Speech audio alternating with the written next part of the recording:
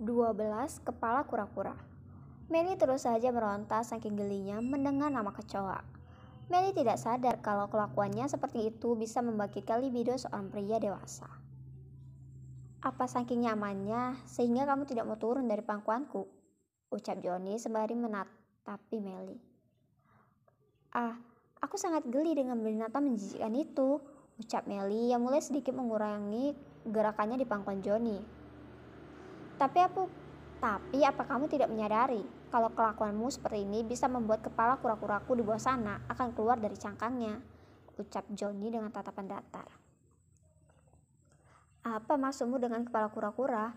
Balas Melly yang mulai meregangkan pegangannya dari leher Johnny. Apa kamu tidak merasa kalau sesuatu sudah berdiri kokoh bak Monas di bawah sana? Balas Johnny masih dengan nada biasa. Melly terdiam sejenak lalu mencerna ucapan Johnny. Tak lama kemudian Melly meraba ke bawah dan menemukan benda aneh menjulang ke atas terbungkus celana milik Johnny. Sontak mata Melly membulat dan segera melompat dari pangkuan Johnny lalu naik kembali ke atas tempat tidur. Dasar pria mesum, Melly melempari Johnny menggunakan bantal dan guling yang ada di atas tempat tidur. Johnny kembali terbahak-bahak sambil menghindari lemparan yang dilayangkan Melly padanya. Ayo cepat keluar, Bibi sudah menyiapkan makan malam buat kita. Atau kamu masih ingin memeganginya sekali lagi? Ucap Johnny sambil berdiri dari tempat duduknya dan melangkah keluar dari kamar itu. Dasar gila, teriak Melly sambil melap telapak tangannya dengan kasar pada baju yang ia kenakan. Setelah kepergian Johnny, Melly baru sadar kalau kamar yang ia tempati saat itu sangat asing baginya. Melly melayangkan pandangannya ke setiap penjuru kamar tersebut. Tapi tetap saja ia masih belum tahu di mana ia sebenarnya berada saat ini.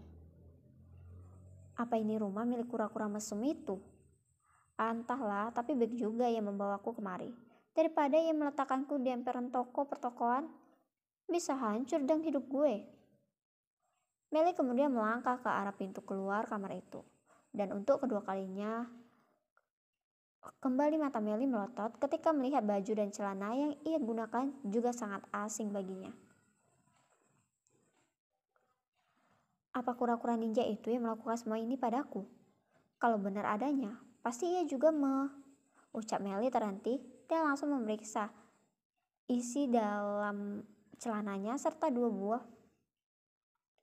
Melly mengempaskan nafasnya dengan kasar setelah melihat semuanya benda pusakanya dalam keadaan aman. Alhamdulillah, isi ban dalam dan isi kacamata kudanya masih terjaga keasliannya. Awas saja kalau sampai kura-kura ninja itu melecehkanku. Akan kupatahkan kedua tangannya, ucap Melly keluar dari kamar itu untuk mencari keberadaan Johnny. Tidak berapa lama kemudian Melly menemukan Johnny sedang duduk di kursi meja makan ditemani oleh Bi Joanna di sana. Kenapa Bibi tidak istirahat saja? Aku bisa kok mengambil sendiri makanannya, ucap Johnny pada Bi Joanna.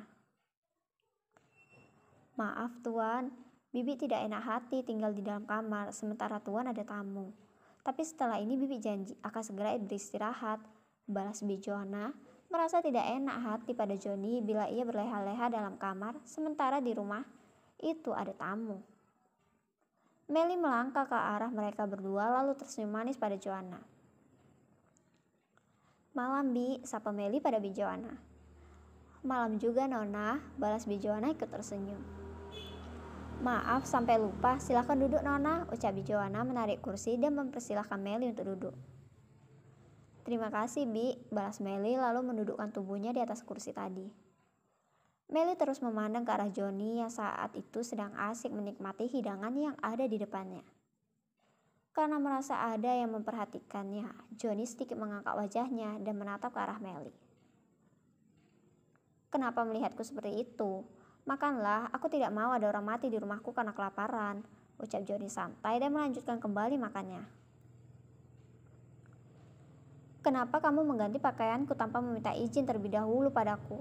Tanya Melly pada Johnny dengan tatapan masih tak jam seperti tadi.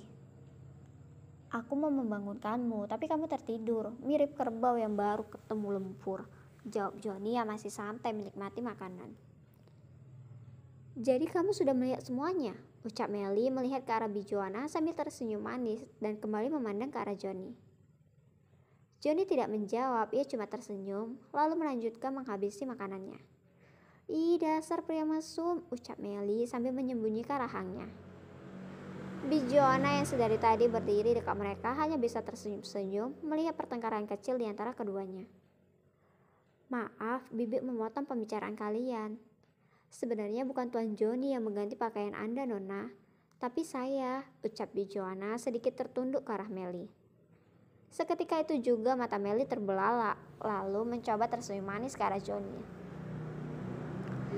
Makanya jadi orang jangan suujon. Cepat makan, lalu tidurlah. Besok pagi bila aku ke kantor, sekalian aku mengantarmu pulang, ucap Johnny melap mulutnya dengan tisu, lalu berdiri dan melangkah ke arah ruang kerjanya. Setelah kepergian Johnny, Melly mengajak Bijoana untuk menemaninya makan. Beberapa kali Bijoana menolaknya, tapi bukan namanya Melly kalau ia tidak bisa menaklukkan orang dengan 1000 macam cara. Mau tidak mau terpaksa Bijoana menemaninya sambil mengobrol keseharian mereka. Waktu terus berlalu hingga matahari mulai menampakkan wajahnya di balik awan. Hembusan angin segar dan kicauan burung-burung menandakan kalau pagi sudah tiba. Pagi ini Johnny ingin mengantar Melly pulang ke rumahnya terlebih dulu sebelum ia berangkat ke perusahaan yang baru diamanahkan Giselle kepadanya. Setelah keduanya berpamitan pada Bijoana, kini mereka berdua meninggalkan rumah mewah itu menggunakan kendaraan pribadi milik Johnny.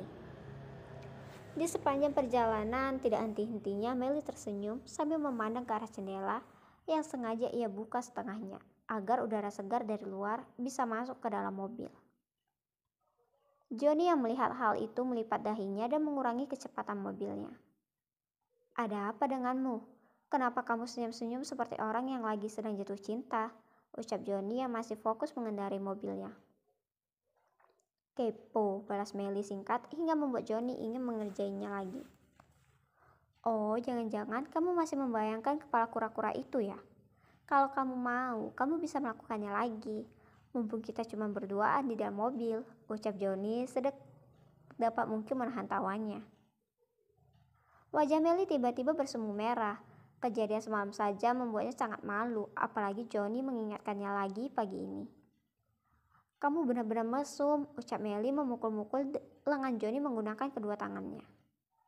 Bukannya meringis kesakitan, Johnny malah tertawa terbahak-bahak dengan ulah Melly padanya. Tidak lama kemudian, kini mereka tiba di sebuah rumah sederhana kepunyaan Melly. Setelah Johnny menghentikan mobilnya, Melly keluar dari dalam sana. Terima kasih banyak karena sudah menampungku semalam di rumahmu. Dan terima kasih juga karena kamu sudah repot-repot mengantarkanku pulang ke rumah, ucap Melly sedikit menundukkan kepalanya.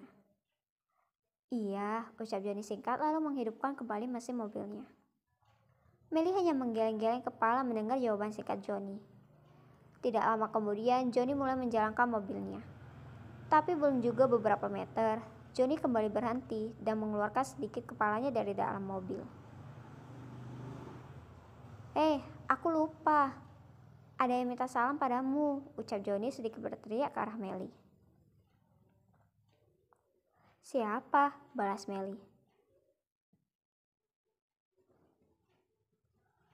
Monas berkepala kura-kura, ucap Johnny tertawa, membuat Melly menunduk dan melepaskan alas kakinya dengan tujuan melempari mobil milik Johnny. Tapi sebelum itu terjadi, mobil Johnny sudah menjauh dari sana. Dasar Johnny Iskandar gila, ucap Melly membanting alas kakinya ke atas lantai sambil menggaruk-garuki kepalanya, saking jengkelnya dengan Johnny.